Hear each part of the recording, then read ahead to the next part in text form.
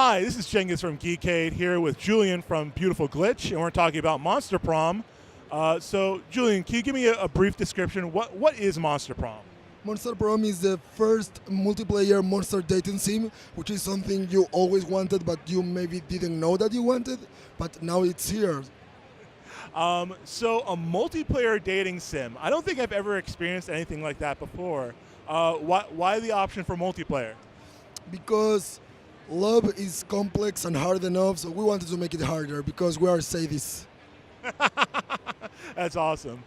So, Monster Prom, you're clearly a monstrous kind of person. I think there's 4 different characters you could pick from. That's correct. And then there's so I could see in the promo art there's 6 characters you can romance. Which one of them is your favorite? Oh, that's a tricky question. They're all my children. So truth is, when working on the game, I do the management of the project, but also I do like the creative directions when it comes to helping the artists and the writers, and even doing some writing myself. So what happens to me is, like, today I like this one the most, and tomorrow I'm in love with this one. Like, sorry if it sounds like the blunt answer, but they are all great, and I love all of them. Oh, that's so precious. So how does the gameplay work out? So I see that we have some of the footage going on right now. So this is over the course of 2 weeks. 3 weeks actually. So you and your friends are in the Spooky High, your high school, and you have different locations to go to. And you need to boost your stats, and you will meet your different classmates, and you need to try to romance the one you will like the most. So you run into events. The events are like the narrative unit of the game, which are crazy situations where at some point 2 options appear to you, and you need to choose one of them. Like most dating sims, what they do, like, I respect that, but it's not our thing. There's like the bad answer and the good answer, sometimes a very good answer, and like you end up saying what you think the person you are talking to wants you to say, which I get it. It's easier for game design, but it's a bit sociopathic sometimes. So what we do is you have some stats. There are like personality stats, fun, boldness, creativity, smart. So all options can be right, or they can be also wrong. So there are like 4 different outcomes per event.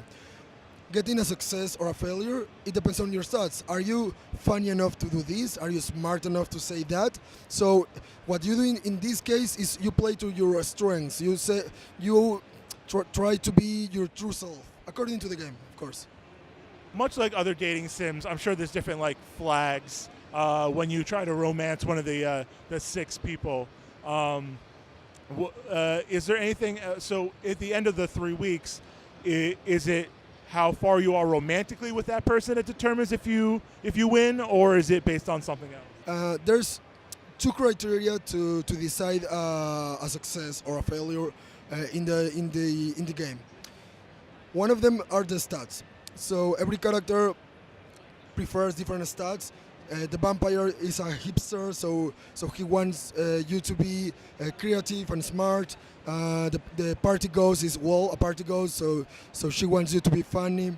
So they like you depending on who you are, once again. But also there's like this non-apparent stat, which we call love points. They are not visually on the game, but they are basically each time you encounter one of the characters, depending on the outcome, if it's a failure or a success, your love points goes up and down. So it's like your current status on the relationship with these characters. So it's a mix of that, but what's really interesting is that it doesn't work the same for every character. We wanted to make it interesting, but also kind of real, in the sense, like, for instance, the vampire, he's a hipster, he's a bit sometimes he's a bit of a poser, so he doesn't have to like you that much because he's more about looking up to you.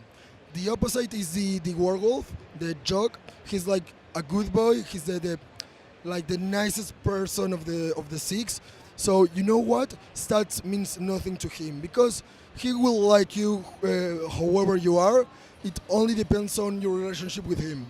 So we wanted to make it different depending on the nature of each character. But it's a mix of that, stats and love points. Oh, that's awesome. So I gotta say, what really stuck out to me watching the game is that one, the art is so endearing. I love the art style you guys went with. And number two, the writing is just so. I love that kind of like morbid sense of humor and but it's still like really funny. How much writing went into this game? I'm sure there's like a whole lot of scenarios. Yeah, it's crazy. When you play one run, there's 9 turns. So let's say you play 2 people, so you get 18 events plus 2 special ones, so it's, let's say, 20. The game has 400, well, give or take, maybe a bit less, a bit more. I think it's a bit more actually. So that's a lot. It's like you can play lots of times and get new stuff, and even there's 4 outcomes to each event, so you can still play the same event and see new stuff. Also, on terms of length, it's really, really long, like I think more than 2 entire novels. We have great writers. I do some of the writing myself, but we also write. The main writers are Cody O'Brien and Maggie Herskowitz.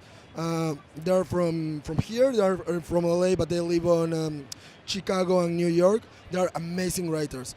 I do some of the writing myself too, obviously with a proofreader because English is not my first language. She's the best too. And also we have another associate writer, Eugenie Pusankov. He also have done some of the writing. So we are like this writing team of, I would dare to say, strong writers. And so, as you have said, people seem to comfort the art, which is beautiful. It's by Arthur Tien. He's the best. But they also stay for the humor, which, as you said, is unapologetic, raunchy, just grown at so many levels. Our main inspirations are stuff like, it's not actually games, but TV shows like Archer, Rick and Morty, You Are the Worst, The Magicians, stuff that feels both modern, wrong, like just go big or go home, you know? Like, we want people to laugh, but also to go like, whoa, they just say that, but also like laughing. That's great. So where can someone find Monster Prom if they want to follow it, and when can they find it when it releases? You can go to our website, which is www.monsterprom.pizza. Our Twitter handle is @monsterprom, really easy. And the game will be released this very month on April 27th. It will be on Steam. We want to do consoles, but that's not happening yet. PC, Mac, and Linux. Great. I can't wait to play it myself. Thank you very much. This has been Cengiz from Geekade. Stay tuned for more PAX East coverage.